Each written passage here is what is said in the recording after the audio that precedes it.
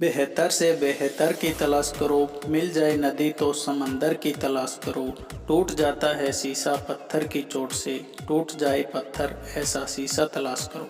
पढ़ता तो हर कोई है मेरे दोस्त, फिर क्यों कोई स्टूडेंट टॉपर बन जाता है, कोई स्टूडेंट एवरेज रह जाता है। सिर्फ एक ही कारण है, वह है इफ़ेक्टिव लर्निंग टेक्निक्स। अगर आप बोर्ड एग्ज़ाम की तैयारी कर रहे हैं तो यह वीडियो आपके लिए बहुत ज़रूरी है। या आप कंपटीशन एग्ज़ाम यूपीएससी, आईआईटी या स्टेट सर्विस की तैयारी कर रहे हैं तो यह वीडियो आपके लिए बहुत ज़रूरी है। आज मैं आपको बताने वाला हूं 4 ऐसी इफ़ेक्टिव लर्निंग टेक्निक्स जो आपकी पढ़ाई करने के तरीके को बदल कर रख देगी। यह टेक्निक 99% नहीं बल्कि 100% काम करती है। दोस्त, यदि आप भी इन टेक्निक्स को जानना चाहते हैं तो यह वीडियो बिल्कुल एंड तक ध्यान से देखना है, क्योंकि हर टेक्निक एक दूसरे से कनेक्टेड है।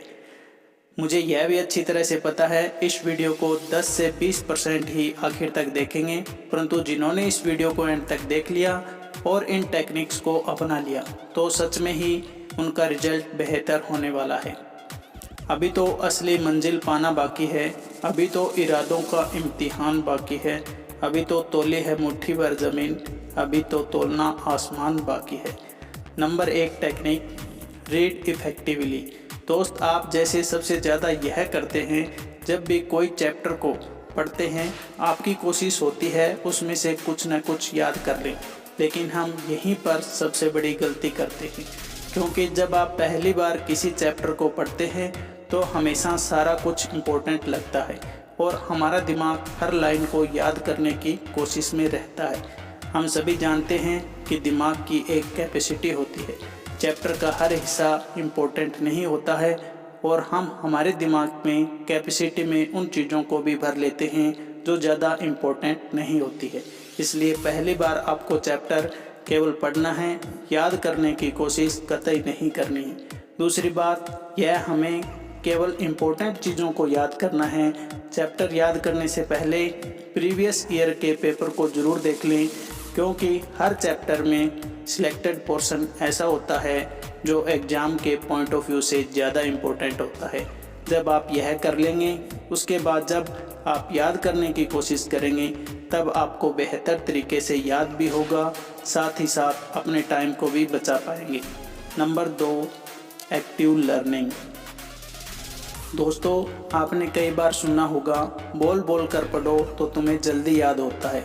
तो आप हर लाइन को एक मंत्र की तरह जपते रहते हो, बार बार एक लाइन को बोल बोल कर याद करने की कोशिश करते हो, लेकिन यह तरीका वैज्ञानिक तौर पर बिल्कुल भी सही नहीं है।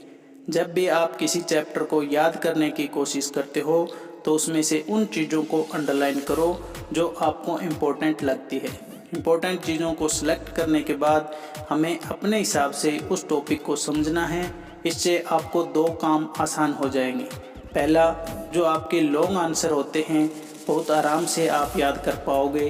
दूसरा, कॉम्पिटिटिव एग्ज़ाम जैसे यूपीएससी, आईआईटी, एसएससी के लिए ज़्यादा इन्फॉर्मेशन को आप लंबे समय तक याद रख पाओगे। जब आपको एक चीज़ का ध्यान रखना है, जब आप रिवीजन करने बैठें दोबारा से आपको लाइनों को बार बार दोहराना नहीं है। आपको अपनी इम्पोर्टेंट अंडरलाइन को अपने दिमाग में अपने हिसाब से याद करने की कोशिश करनी है। हो सकता है आपको बहुत कम याद आए, कोई दिक्कत नहीं, आपको अपने दिमाग पर जोर डालना है, जिससे आपकी मेमोरी कनेक्शन स्ट्रॉन्ग होंगे और समय के साथ आप खुद में बहुत ज़्यादा इम्प्रूव पाओगे। Number 3, smart revision. दोस्तों, सबसे बड़ी दिक्कत यह है, जो भी हम याद करते हैं एग्ज़ाम के समय हम लगभग भूल जाते हैं। हम अपने दिमाग में लाख कोशिश करते हैं किंतु वह समय पर याद नहीं आता। आपने कभी सोचा ऐसा क्यों होता है? आज साइंटिफिकली समझ लो ऐसा क्यों होता है। यह होता है फॉरगेटिंग कराओ के कारण। जैसा आप देख पा रहे हैं, जब आप कुछ भी याद करते हैं तुरंत हमें 100% याद हो जाता है, लेकिन मात्र 20 मिनट के बाद वह 58% रह जाता है और 1 महीने के बाद मात्र 21%। मतलब 1 महीने के अंदर आप 80% भूल जाते हैं।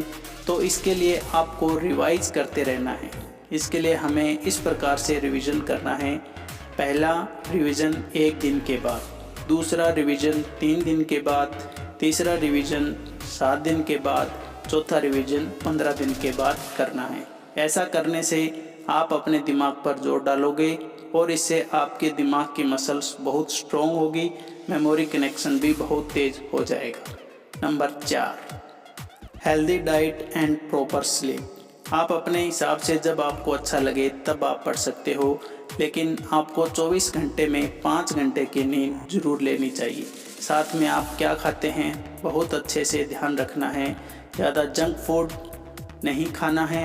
अपनी डाइट में उस खाने को इनपुट करें जो ब्रेन को बूस्ट करता है, उसे एक्टिव बनाए रखता है, जैसे omega 3 fatty acids, EPA, DHA, vitamin B12, इन सब से भरपूर जो खाना है वो आपको खाना है। साथ ही साथ आपको कम से कम 3 से 5 लीटर पानी अवश्य पीना है। पानी आपके दिमाग को एक्टिव रखता है। रात को सोने से पहले हल्का खाना खाना है और पेट को थोड़ा खाली छोड़ना है। तो दोस्तों यह सब है स्मार्ट इफेक्टिव लर्निंग टेक्निक। दोस्तों आपको इन सब में से सबसे इफ़ेक्टिव तकनीक कौन सी लगी आप कमेंट करके बता सकते हैं।